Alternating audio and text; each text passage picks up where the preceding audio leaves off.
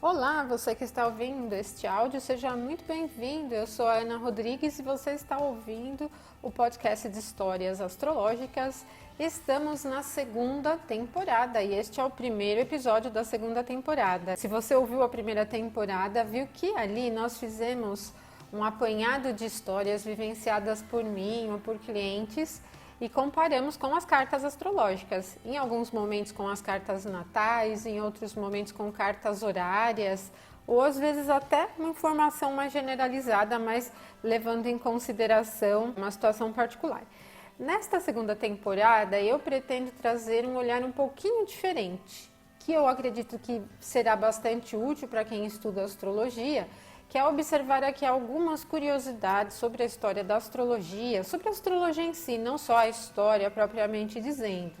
Nós vamos percorrer aqui alguns episódios lidando com algumas situações peculiares e vocês vão gostar bastante, tenho certeza disso, eu me diverti bastante fazendo as pesquisas. Para este primeiro episódio da segunda temporada, já que estamos na semana comemorativa do Dia Internacional da Mulher, eu cavei muito fundo mesmo para achar algumas informações relativas à presença das mulheres no mundo antigo da astrologia.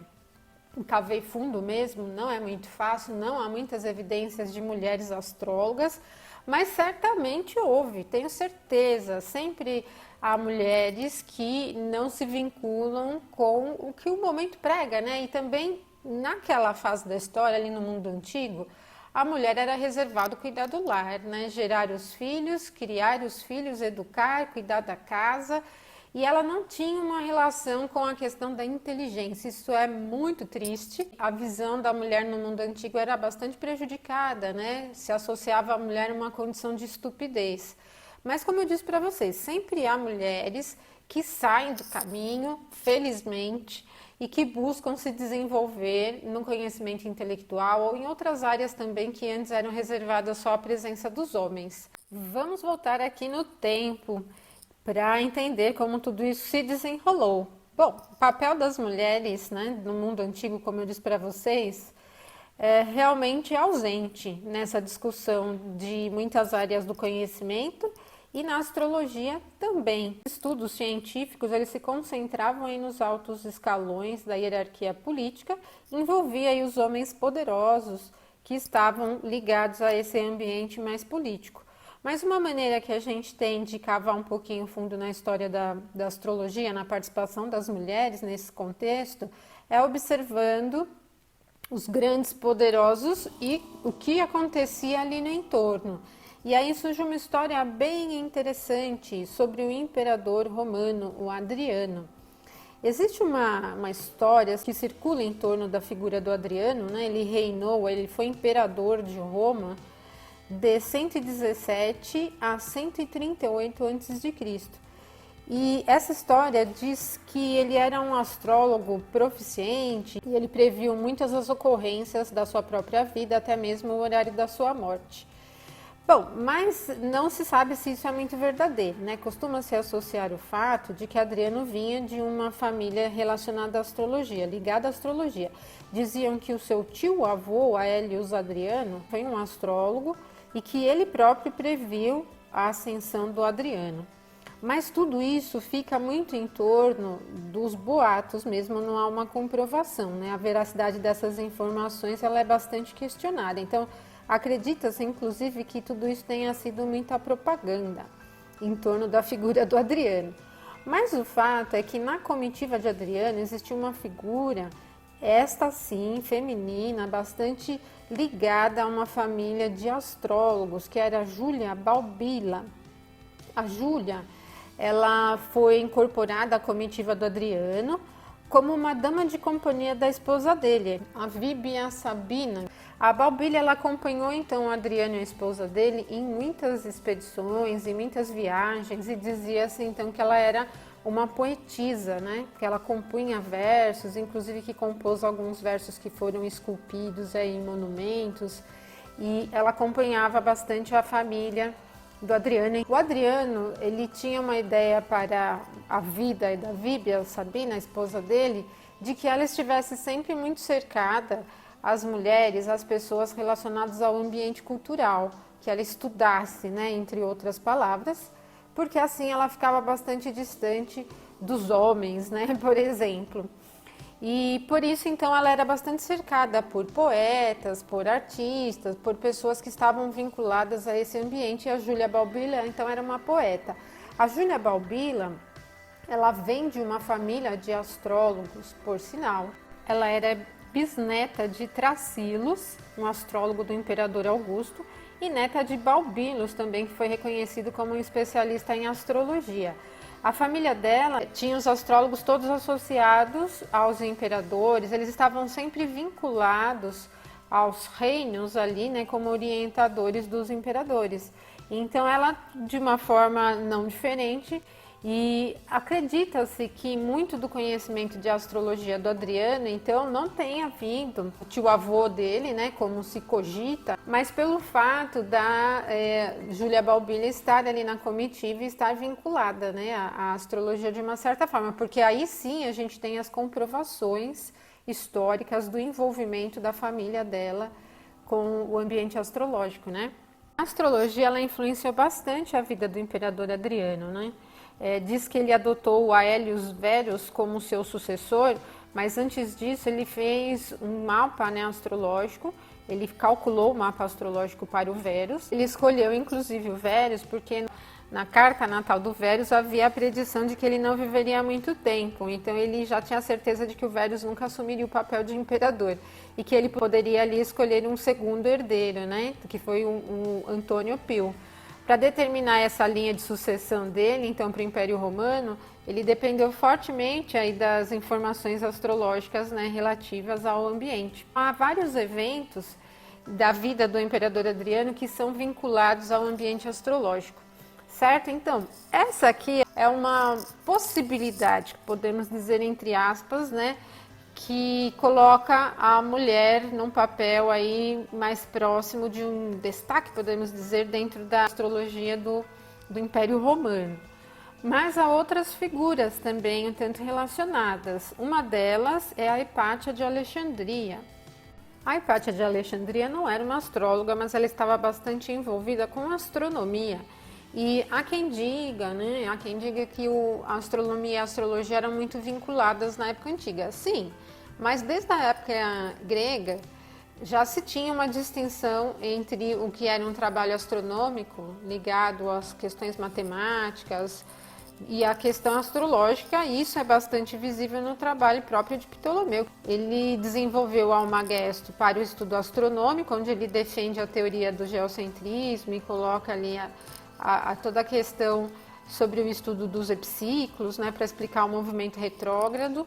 Mas tem o Tetrabíblos, que é para o trabalho astrológico, ou seja, ele não colocou tudo no mesmo esquema, no mesmo trabalho, ele separou porque alguns seguiam uma linha mais matemática e outros uma linha mais astrológica, certo? Bom, a Hipátia era uma mulher relacionada ao ambiente das ciências. Ela nasceu durante o final do século IV, mas a data exata do nascimento dela é desconhecida. Acredita-se que tenha sido entre 350 e 370. E ela viveu no Egito, mas também estudou ali na Grécia. Ela é considerada por muitos como a primeira matemática e astrônoma feminina notável. Então ela tem uma presença marcante aí no mundo das ciências e explorou bastante o conhecimento filosófico também. Ela fez uma contribuição bastante substancial aí na matemática quando ela escreveu alguns livros, de astronomia também. Ela chegou a escrever alguns livros e tal. Ela era uma defensora muito forte do pensamento de Plotinos, que incentivava bastante o pensamento lógico, os estudos matemáticos. E, eventualmente, a Hipátia se tornou a chefe de uma escola platonista em Alexandria em torno do ano 400. Ela ensinava filosofia, em particular as obras de Platão e de Aristóteles, e muitas pessoas viajavam de outras cidades, de outras regiões para ver a Hipátia palestrar. De acordo com a enciclopédia bizantina Suda, o pai de Hipátia, o Theon, também era matemático, astrônomo e filósofo, e foi o último chefe ali do Museu de Alexandria. A Biblioteca de Alexandria foi uma ideia de Alexandre o Grande, mas ele não chegou a ver a biblioteca inteira, né, construída. Na verdade, ele morreu antes. E a ideia dele é que a biblioteca fosse um lugar onde os estudiosos do mundo todo, de todas as culturas, pudessem se unir e compartilhar conhecimento. Bem interessante, né? Mas o sonho foi realizado por um dos generais dele, né? Foi um dos generais que construiu a biblioteca. E o Carl Sagan dizia que o prédio tinha mais de 1 milhão de pergaminhos no seu auge e que se a biblioteca não tivesse sido incendiada, nós poderíamos ter chegado à Lua muito antes do ano 1000. Olha só o nível de conhecimento que se tinha naquela época. Por isso eu acho muito, muito interessante essa questão. Não só essa, né, mas muitas outras. Muito conhecimento antigo foi perdido, e inclusive da astrologia e de tudo que circulava ali. Então eu penso que essa falta de vínculo que hoje nós temos entre astronomia e astrologia, os astrólogos gostam da astronomia bastante porque precisamos dela em muitas referências astronômicas, mas os astrônomos não gostam muito da astrologia de maneira geral. Mas se a gente tivesse acesso a muitos documentos que foram queimados ali, tenho certeza que muita coisa seria esclarecida e a astrologia estaria em um outro patamar hoje, né? Não seria vista como misticismo e tal. E a quantidade de textos que tinha naquela época ali, que foi perdida, foi muito grande, muito mesmo. Então, muito conhecimento da humanidade foi perdido e começou-se do zero. A Hipátia foi uma das últimas professoras a trabalhar na biblioteca antes da destruição. E as contribuições mais notáveis da Hipátia para a astronomia, elas incluem aí o mapeamento celeste e também em outras áreas aqui a invenção do hidrômetro para determinar a densidade relativa dos líquidos. Mas ela ficou bem mais conhecida pelos estudos matemáticos, onde ela deu sequência pelo trabalho de Apolônios nas seções cônicas, né? E ela tornou um pouco mais fácil a compreensão. Então ela ficou bem conhecida por esses estudos. Mas como eu digo para vocês, a Hipátia não era uma astróloga, né? Ela poderia ser chamada de astrônoma, ela era bastante interessada no movimento celeste. Costumava dizer então que ela era uma mulher muito fora do seu tempo, que ela se vestia como um professor, usava vestes de um mestre, de um professor e não se vestia como as mulheres da época dela, né?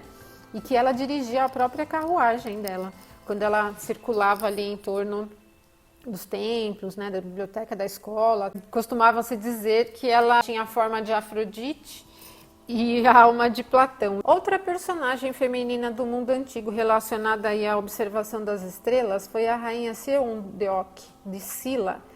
A rainha Seondeok de Silla não tem também a sua data de nascimento confirmada, mas acredita-se que ela viveu entre 610 e 647. Depois que o pai dela morreu, e o pai dela era um rei, ele tinha 3 filhas e ela era a mais velha, então ela assumiu o reinado no lugar do pai, né? Ela acabou sendo a herdeira do trono.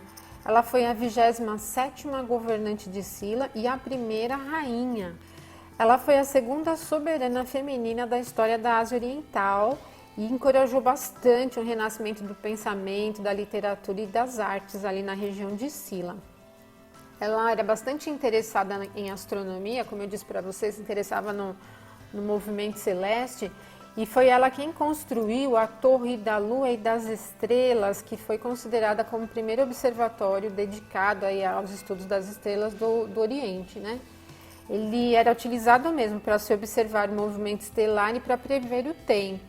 Existe um livro, Memorabilia dos Três Reinos, é uma coleção de lendas, contos folclóricos e relatos históricos, e diz que esse templo se chamava Seongdai. Foi construído por ela exatamente. Então existe uma série de relatos da maneira como foi construída essa torre. Ela construía bem baseada em algumas referências aqui astronômicas e astrológicas. Por exemplo, ela faz um jogo de números onde ela está construindo a abertura da torre. Ela coloca estrategicamente 12 camadas de pedra acima e 12 camadas de pedra abaixo, para simbolizar os meses do ano ou os signos do zodíaco. E também ela tem uma outra base, edifício menor que fica no entorno, que dizia-se que ela construiu para representar as estações do ano. Ela ainda existe aí na antiga capital da Silla de Jeonju, nessa região ali na Coreia do Sul, mas ficou assim adormecida em termos de história, e aí em 2001 é que se confirmou que essa torre era utilizada para a observação das estrelas, né? Então essa foi também mais uma personagem da história da astrologia envolvendo as mulheres. Mas aqui, astróloga mesmo, que a gente tem informações aqui durante a história da astrologia, foi a Buran de Bagdá. Buran de Bagdá, ela já nasceu, já viveu ali bem mais à frente do período grego, né? Ela nasceu em 807 e faleceu em 884. Ela foi esposa de um monarca bastante poderoso, uma figura política aí bem importante do tempo dela, né? E esteve envolvida, então, muito fortemente com a construção de uma academia astrológica, que ficou famosa naquela época também. Ela era muito vinculada aos estudos. Dizia-se que a Buran de Bagdá estava sempre estudando, né? Ela tinha um vínculo muito forte com a questão do conhecimento. É bastante provável que ela conhecesse, então, um trabalho aí dos contemporâneos, né? Ou até um pouco antes dela mesma, ali o Machalá, o Abu Ali, o Mar de Tiberíades, o Al-Kindi, o Abu Massar. A Buran foi a única astróloga que a gente tem notícias e informações verdadeiras mesmo, documentadas, de que ela realmente existiu. E como tudo isso aconteceu? Bom, a Buran nasceu em Bagdá no dia 2 do mês de Safar, no ano 192, depois de Égira, que corresponde a 5 de dezembro de 807, do ano 807. Na época do nascimento da Buran, Bagdá tinha só 45 anos. E costuma-se dizer que um dos seus predecessores, o Naubakht, o persa, foi o astrólogo encarregado de estabelecer um mapa astrológico para o início de Bagdá, né, para a fundação da cidade de Bagdá. Ela vinha de uma família de estudiosos sobre astrologia. O pai da Buran, Hassan ibn Sahl, ele também era bastante envolvido com o ambiente da astrologia. É bastante provável que ele tenha dado o nome para ela de Buran em homenagem à rainha Buran da Pérsia, que reinou entre o ano de 630 e 631 aproximadamente. Buran cresceu na Bagdá das Mil e Uma Noites, literalmente, porque foi o califa reinante da época, o Harun al-Rashid, por quem Sherazade aí supostamente fiou as histórias fabulosas, né? Ou seja, as histórias de Bagdá, das Mil e Uma Noites, estavam envolvidas aqui com esse califa, o Harun al-Rashid. E quando o Harun morreu, ele deixou o império dividido.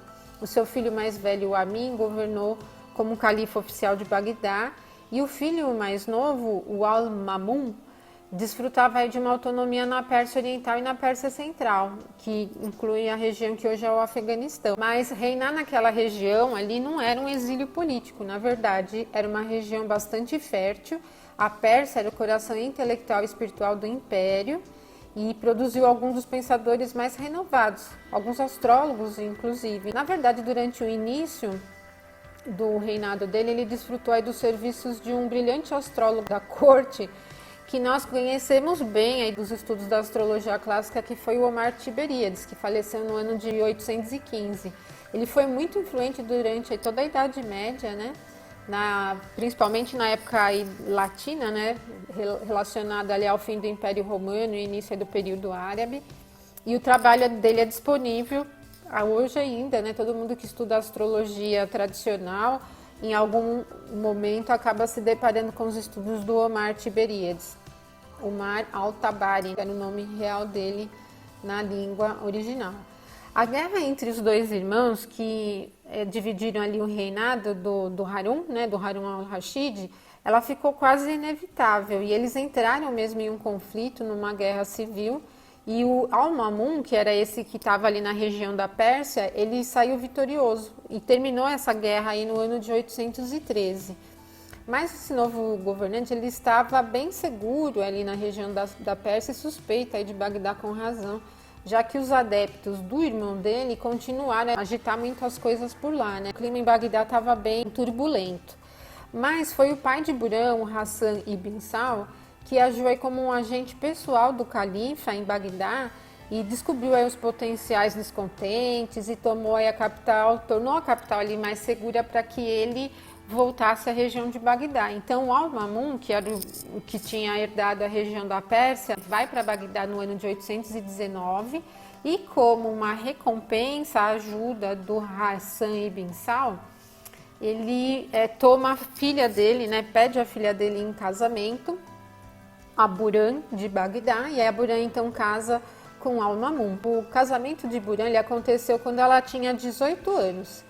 E foi um ano aí da 7ª casa dela na profecção do ascendente, né? Segundo os astrólogos daquela época, eles disseram que o ascendente da Buran na profecção, ele estava passando ali na casa 7 e quando isso acontecia, segundo o Abu Ali, o Al-Kayati, era o ano do casamento. Enfim, ela casou ali com 18 anos e os primeiros anos do casamento de Buran com Al-Mamun não foram assim tão alegres, né? Na verdade, porque ele descobriu que ela não podia ter filhos e ele queria se separar, queria se divorciar, mas ela descobriu os planos dele, buscou por um advogado na região da Síria e criou toda a argumentação dela. Então, quando ele veio com a notícia de que queria se separar dela, né, que queria o divórcio, ela já estava totalmente pronta para a briga. Bom, enfim, ela conseguiu reverter a situação e se manteve casada com o Al-Mamun, certo?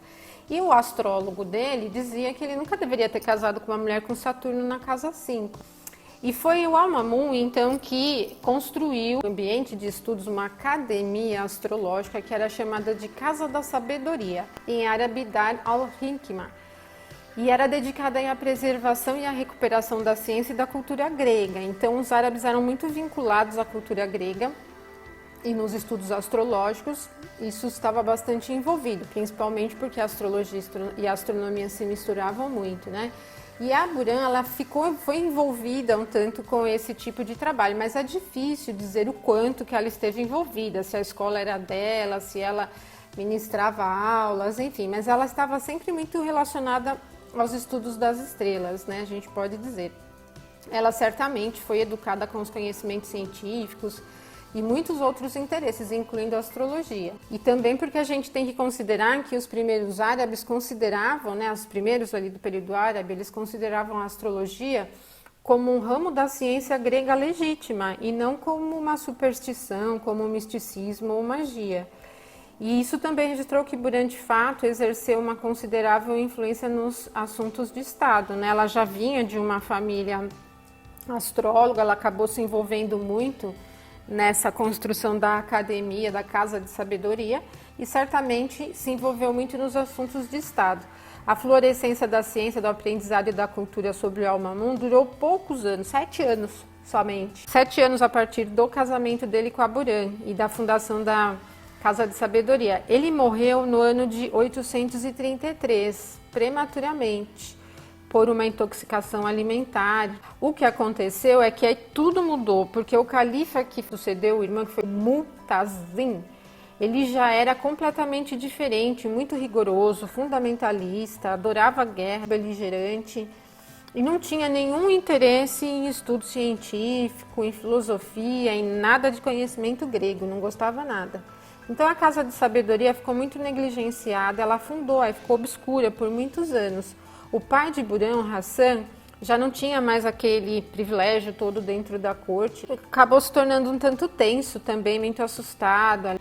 O vizir deste novo califa, o Muhammad ibn al-Zayat, ele era brutal, ele era um ex-comerciante. E dizem que foi ele quem criou aquele instrumento horroroso de tortura medieval que era chamado de Iron Maiden, né? Ou a Dama de Ferro, que é uma espécie de sarcófago de metal, assim, que dentro ele é cheio de pontas, assim, né? Como se fossem espinhos. Então coloca a pessoa lá e fecha e ela fica toda machucada. E isso foi utilizado, inclusive, depois pela Inquisição, né? Esse instrumento horroroso.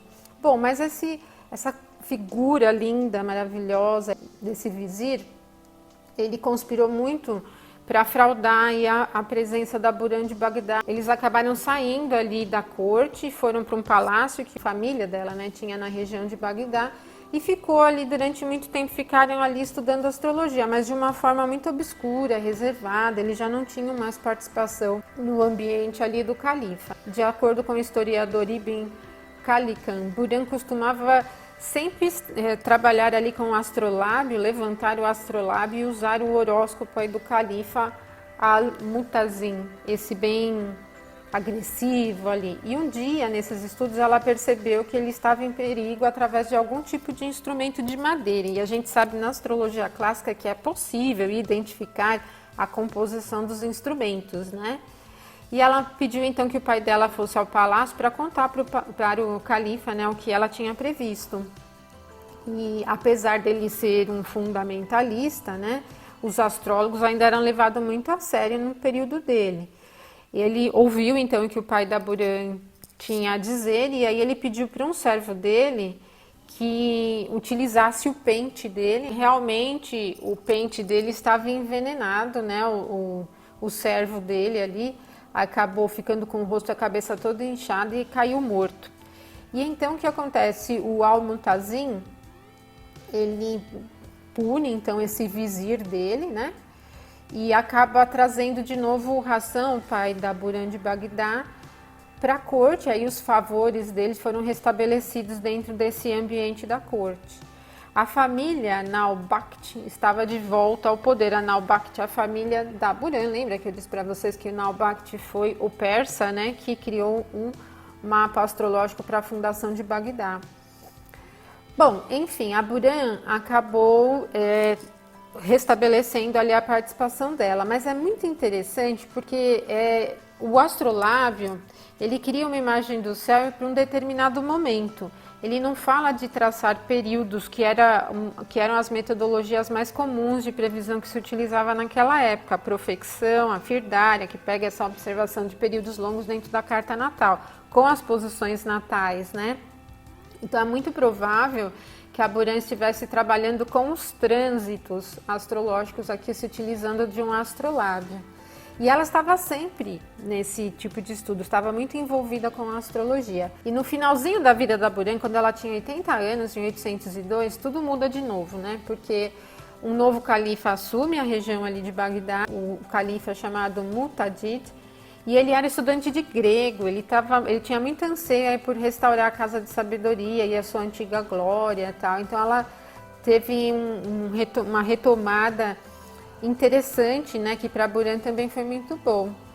Ela faleceu no ano de 884 e foi sepultada na Mesquita do Sultão em Bagdá. Mas das mulheres antigas ligadas à astrologia, então nós podemos dizer que a Buran foi a primeira, mas no caso da Buran está tudo muito documentado, porque é muito vinculado também à passagem ali dos califas, ali na região de Bagdá, então é muito interessante. Certo, pessoal? Então, mulheres do meu Brasil, era isso que eu gostaria de passar para vocês aqui nesse primeiro episódio da segunda temporada. E que como mulheres agora a gente retome fortemente o trabalho da astrologia clássica. E esse é um estudo que eu penso que é um novo momento da astrologia, principalmente para nós aqui no Brasil, que já temos a história da astrologia começando como moderna, né? Então, a astrologia tradicional clássica, ela é uma novidade astrológica aqui no Brasil e ela vai crescer bastante. Então, vamos tomar a nossa parte, aí fazer o nosso papel de igualdade, né? Não acho que tenha que ter mais ou menos para homens e para mulheres, mas a gente tem que participar também, certo? Então, eu deixo aí um feliz Dia das Mulheres para todas vocês, com consciência, aprendizado e bastante sabedoria. Um abraço forte para todo mundo, até o segundo episódio, até mais. Se você gostou desta história, compartilhe com seus amigos e deixe seu e-mail no rodapé do site para receber as notificações de novas postagens.